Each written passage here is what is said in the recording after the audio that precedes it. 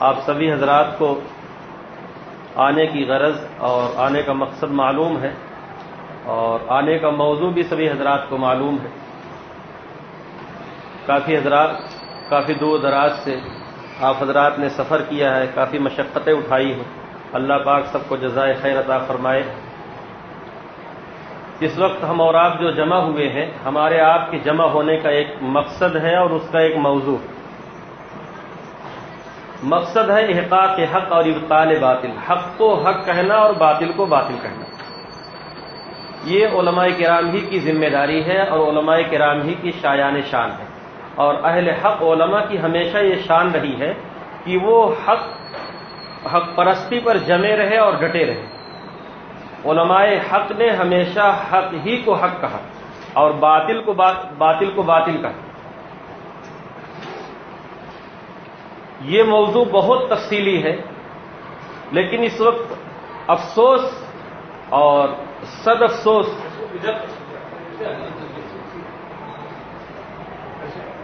کہ ہمارے ہی بھائیوں نے، ہمارے وہی ساتھی، ہمارے وہی لوگ جو ہمارے گھر سے تیار ہوئے، دینی مقصد کے لیے تیار ہوئے، دینی بات کو پہنچانا چاہا، دینی چیز کو فروغ دینا چاہا،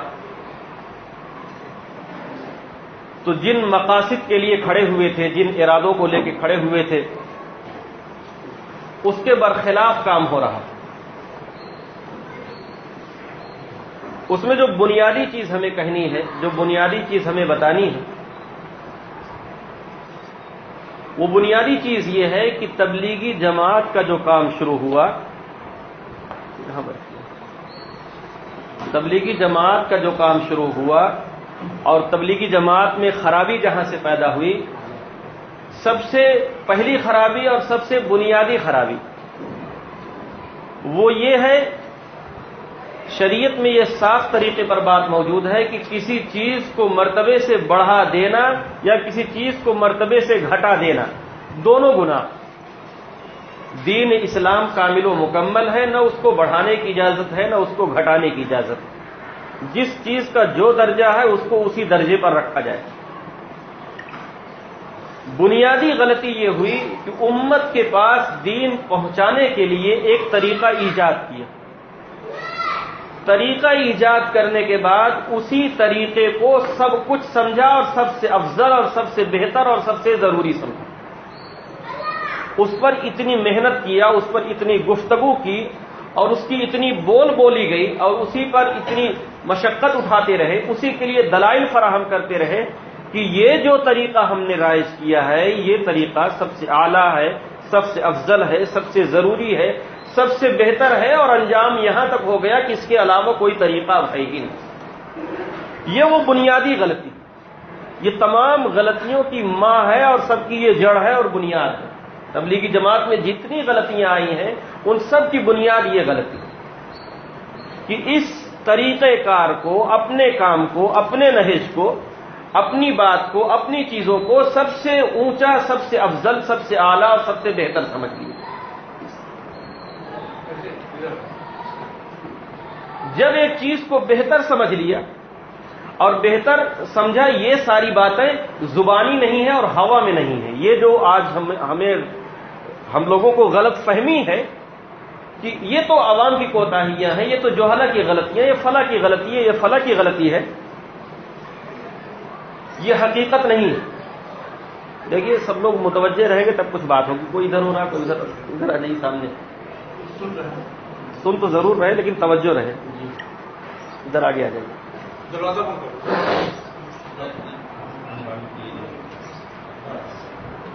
ارشادات میں، مکتوبات میں، ملفوظات میں صراحتیں موجود ہیں مسجد کی آبادی کی محنت میں کہ یہ کام اہم فرائض میں سے ہے اور کسی جگہ کی یہ فرض عین ہے اور سب سے اہم ہے، سب سے ضروری ہے۔ مختلف پیرائے میں، مختلف انداز میں اس کام کو سب سے ضروری کہا گیا، جبکہ نفس تبلیغ فرض کفایہ ہے، وہ بھی فرض عین نہیں۔ یہاں طریقے تبلیغ کو فرض عین اور اجتماعی تبلیغ فرض عین اور ہمارے طریق پر تبلیغ فرض عین۔ تو جب ایک چیز کا مقام و مرتبہ خود مقرر کر لیا تو اس کے لیے جھوٹی حدیثیں بیان کرنا شروع کر دیا۔ کہ تھوڑی دیر محنت کریں گے تو 70 سال، تھوڑی دیر فکری عبادت کریں گے تو جسمانی 70 سالہ عبادت سے افضل ہے۔ جو منہ میں آتا ہے وہ حدیث بنا کے اس کو پیش کر دیتے ہیں۔ جب ایک چیز کو طے کر لیا کہ یہ سب سے افضل ہے تو آیات و احادیث میں توڑ مروڑ کرنے لگے۔ جس آیت کو بھی پڑھیں گے اس سے دعوت و تبلیغ ثابت کریں گے، اور وہ اپنی دعوت و تبلیغ، اپنا طریقہ کار، یہاں تک کہ ان آیات و احادیث کو بھی نہیں بخشا جنہیں قتال فی سبیل اللہ کے لیے وارد ہوئی ہے، سب کو توڑ مروڑ کے یہاں چسپا کر دیا لا کے۔ چنانچہ اس کی فرضیت کو ثابت کرنے کے لیے وہ آیت پڑھتے ہیں انفروا خفافا وثقالا، جو آیت غزوہ تبوک کے موقع پر نازل ہوئی، ترک روزہ کے لیے بھی وہاں سے واقعات اٹھا کے لے آتے ہیں۔ خلاصہ یہ ہے کہ بنیادی غلطی یہ ہے کہ اس کام کا جو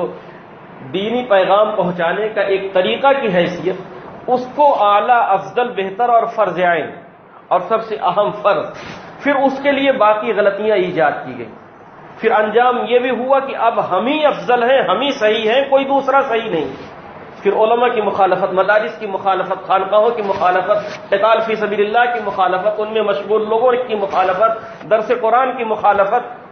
غرض ہے کہ اب جتنا کام دنیا میں ہو رہا ہے دینی اعتبار سے، ہر ایک کی مخالفت، اگر اس کو یوں تعبیر کیا جائے، اور حقیقت بھی یہی ہے کہ تبلیغی جماعت کا کام آج ایک نئے دین کی شکل میں ابھر کے سامنے آیا ہے۔ جس طرح سے پہلے بہت سارے دین دنیا میں وجود میں آئے اور لوگوں نے دین بنایا، کسی نے دین الہی، کسی نے کوئی اور دین، تو یہ بھی ایک دین کی حیثیت سے آج ہمارے اور آپ کے بیچ میں نظر آ رہا ہے۔ تبلیغی جماعت کا جو کام ہے دین کی شکل اختیار کر چکا ہے، اور وہ لوگ اپنے معمولات ہی کو دین سمجھتے ہیں، دوسری چیز کو دین نہیں سمجھتے۔ الا ماشاء اللہ کچھ چیزیں کرتے ہیں، بہت سے اہل حق ہیں، بعض چیزیں ان کے اندر خرابی کی موجود ہوتی ہیں، اور بعض خراب لوگ ہوتے ہیں، بعض چیزیں ان کے اندر اچھی ہوتی ہیں، لیکن ان کے نزدیک جو دین ہے، اصل شریعت ہے، وہ ان کا رائج کیا ہوا طریقہ ہے، وہ گھومنا، وہ پھرنا، وہ چلنا۔ صحابہ کرام جو لشکر لے کے جایا کرتے تھے، اس کی تعبیر مکتوبات میں ہے کہ رسول اللہ صلی اللہ علیہ وسلم جماعتیں روانہ فرمایا کرتے تھے۔ یہ تحریف، یہ معنوی تحریف ہے۔ یہود و نصارہ نے بھی تحریف کی تھی، باطل فرقوں نے قرآن مجید کے الفاظ نہیں بدلے ہیں، حدیث پاک کے الفاظ نہیں بدلے ہیں، باطل فرقوں نے معنوی تحریف کی تھی۔ یہاں تک عبارت میں لکھ دیا کہ بعض حیثیات سے قتال سے بھی افضل ہے یہ کام۔ ایک شیخ الحدیث صاحب سے بات شروع ہوئی کانپور میں، تو انہوں نے کہا کہ جزوی حیثیت سے کہا ہے، بعض حیثیات سے، تو بعض حیثیات سے تو بعض پیغمبروں کو رسول اللہ صلی اللہ علیہ وسلم پر فضیلت حاصل ہے۔ میں نے ان سے کہا کہ یہ اختیار تو اللہ کو حاصل ہے کہ کسی کو بعض حیثیت سے فضیلت دے دے، یا پیغمبر کو یہ اختیار حاصل ہے کہ پیغمبر فرمائے کہ فلاں کو یہ فضیلت حاصل ہے۔ امتی کو کب سے یہ فضیلت حاصل ہو گئی کہ جس چیز کے متعلق تقریباً 500 آیات نازل ہوئی ہو، جن 500 آیات میں کہیں فرض عین، کہیں فرض کفایہ بتایا گیا ہو، اس کے اوپر ایک امتی کہے کہ میرا طریقہ جو ہے بعض حیثیات سے اس سے افضل ہے، یہ امتی کو حق کس نے دے دیا؟ تو ابھی افسوسناک مرحلہ یہ ہے کہ یہ چیز دین بن کے سروں پہ سوار ہو گیا، اور ابھی ہم لوگ سوئے ہوئے ہیں۔ اور علماء کرام بہت سارے افراد ہیں کہ جن کو ابھی اس کے بارے میں خبر نہیں ہے، وہی حسن زن کہ بہت اچھا کام ہو رہا ہے، بہت اچھا کام ہو رہا ہے۔ ایک بہت بڑی اور نازک بات ہے کہ جتنا کام اس جماعت نے کیا اتنا کسی نے نہیں کیا۔ یہ بہت سی عبارتوں میں ہے، کئی علماء نے لکھا ہے، اور یہ بات روز روشن کی طرح آیا ہے، لوگ آیا کر رہے ہیں اس بات کو کہ جتنا کام اس جماعت نے کیا اتنا کسی نے نہیں کیا۔ میں کھلے عام یہ کہنا چاہتا ہوں کہ کیفیت کا اعتبار ہونا چاہیے، کمیت کا اعتبار شریعت میں نہیں۔ کیفیت کا اعتبار ہے، وزن کا اعتبار ہے۔ والوزن یومئذ الحق فمن ثقلت موازینہ، کل میدان حشر میں اعمال کو تولا جائے گا، گنا نہیں جائے گا، شمار نہیں کیا جائے گا۔ اگر گنتی ہوگی تو پھر لوگ یہ کہنے پر جری ہو جائیں گے کہ رسول اللہ صلی اللہ علیہ وسلم کی امت تو 63 سالہ، آپ صلی اللہ علیہ وسلم کی عمر تو 63 سال کی تھی، آپ کے سجدے کم، آپ کا رکوع کم، اس سے پہلے ہزاروں ہزار برس کے لوگ پیدا ہوئے، ان کے رکوع بہت، ان کے سجدے بہت۔ تو وہاں گنتی نہیں ہوگی، وہاں تو وزن ہوگا، وہاں وزن ہوگا۔ ایک مدرسے نے یا ایک عالم دین نے اگر اس دنیا میں ایک عالم تیار کر دیا تو اس عالم کا جو وزن ہے وہ کروڑ جماعتیوں کے اوپر ہے۔ رسول اللہ صلی اللہ علیہ وسلم نے خود ارشاد فرمایا کہ عالم دین کی مثال، وہ عالم جو عابد ہو، اس کی مثال ایسی ہے جیسے چاند کو ستاروں کے درمیان حیثیت حاصل ہے، جو مقام حاصل ہے۔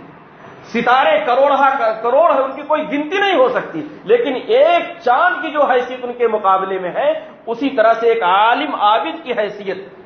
ایک عالم جو عبادت گزار ہو 1000 غیر عالم عبادت گزاروں پر وہ افضل اور بہتر ہوتا ہے۔